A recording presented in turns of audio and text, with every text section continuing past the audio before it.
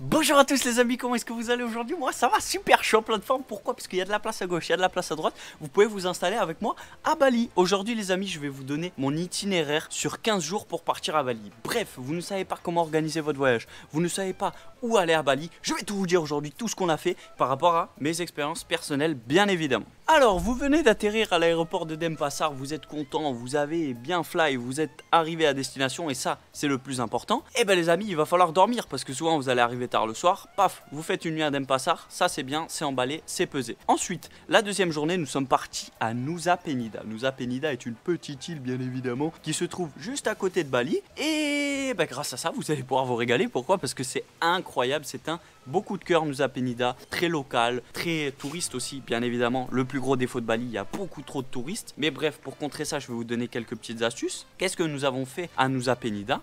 Nous avons été à Broken Beach la première après-midi pour voir le sunset qui était plutôt cool. Et le lendemain matin, on s'est levé pour le sunrise très tôt à 4 h du matin pour aller à la Tree House. Tree House, c'est quoi? C'est un petit point où vous pouvez voir des sunrise, c'est magnifique. Et du coup, là, c'est lié avec ce que je vous ai dit juste auparavant. Pour contrer les touristes, il faut aller très tôt dans les endroits parce que sinon, c'est un carnage, il y a beaucoup trop de monde. Notamment à Diamond Beach où... Oh mec, ben ça c'est super quoi, j'adore. Bref, j'étais en train de vous dire, pour aller à Diamond Beach, nous sommes arrivés vers 7h30, 8h du mat très tôt. Tout se passait bien, on était à la petite plage, on s'est régalé, c'était incroyable. Et ensuite pour remonter, très grosse randonnée d'ailleurs, très difficile. Pourquoi? Il y a des grandes marches, il faut se tenir à des cordes. Bref, vous allez être très surpris. Et ben il y avait un monde de fou alors qu'il était 10h. Donc allez-y très tôt, régalez-vous et partez dès qu'il y a du monde parce que sinon c'est un enfer. Ensuite l'après-midi vous vous régalez un peu, vous chillez. Et le lendemain matin vous allez à Keling King Beach, c'est comme ça qu'on dit? Keling King Beach. Et là c'est un plaisir pour les yeux, c'est l'endroit que vous voyez partout sur Instagram, que vous voyez partout sur internet. C'est un petit dinosaure, voilà, c'est un petit rocher en forme de dinosaure. Bref, vous regardez la vue, vous pouvez aussi descendre à la plage et vous régaler.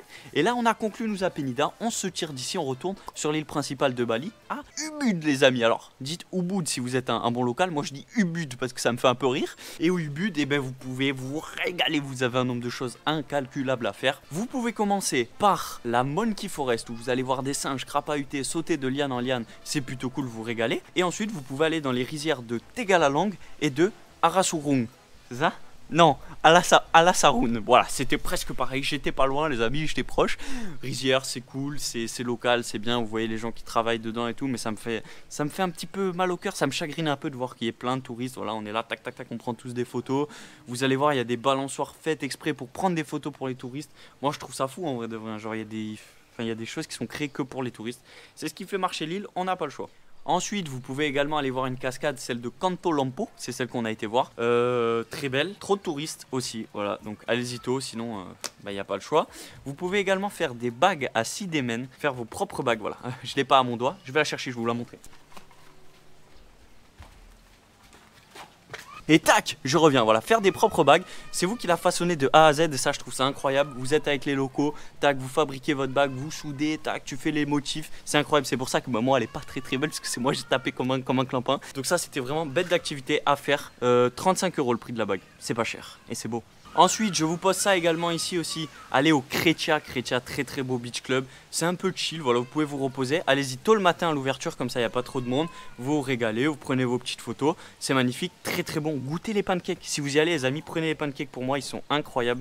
Vraiment, j'ai pleuré sur ces pancakes, ça me fait mal au cœur de partir. Également, je rajoute à Ubud, vous pouvez faire le Mont Batour. C'est une bonne excursion, vous partez le matin, tôt le matin.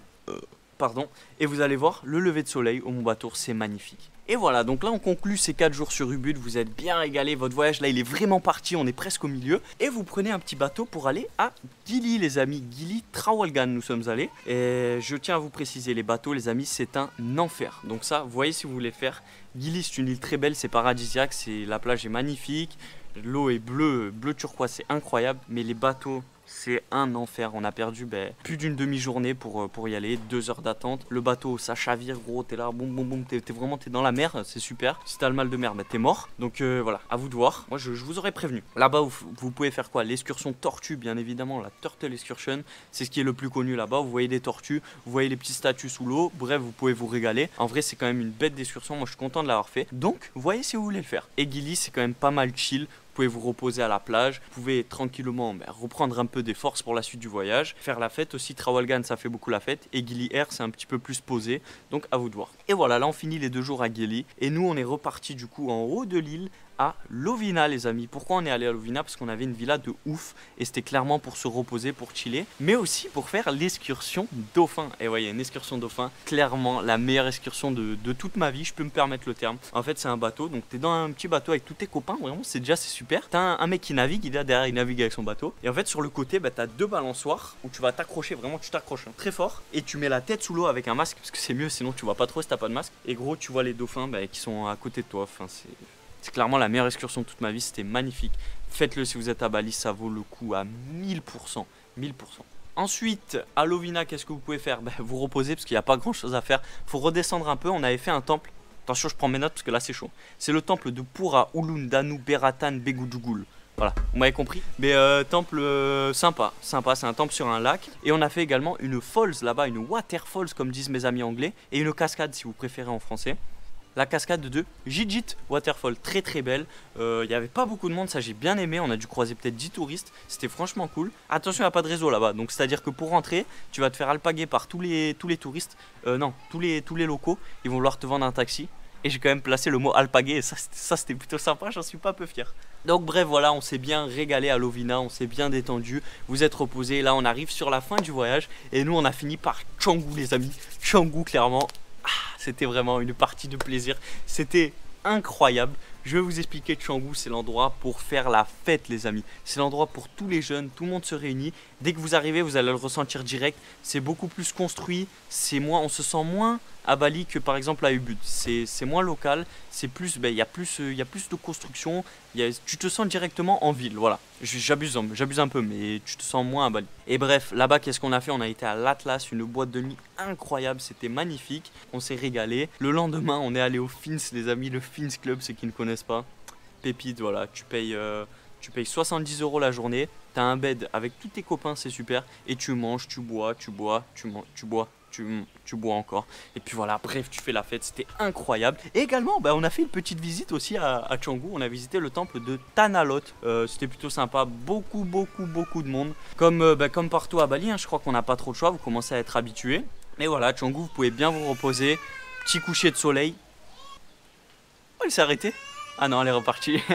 Et voilà les amis, on a conclu cet itinéraire de 15-16 jours à peu près, c'est en fonction de vos plaisirs. Je vous disais, donc si vous avez plus ou moins de temps, vous pouvez enlever Gili, vous pouvez ajouter d'autres destinations comme Uluwatu, très sympa. Et puis voilà les amis, je pense que vous êtes prêts à partir à Bali, vous savez où vous pouvez aller, les bonnes adresses. J'essaie de vous donner quelques petits tips, j'essaie de vous donner un bon itinéraire. Après voilà, ce n'est que mon itinéraire, à vous de voir ce que vous préférez faire. Je vous fais des gros bisous les amis, si vous avez kiffé, petit like, petit commentaire, vous me dites qu'est-ce que vous voulez savoir sur Bali. Vous abonnez aussi parce que là on monte, moi ça me fait plaisir les amis, je me régale à vous faire des vidéos. Vous activez la cloche pour voir toutes les vidéos. Je vous refais des bisous, 2 fois, et puis voilà. Ciao l'équipe, j'espère que vous avez kiffé la vidéo, et bisous, ciao.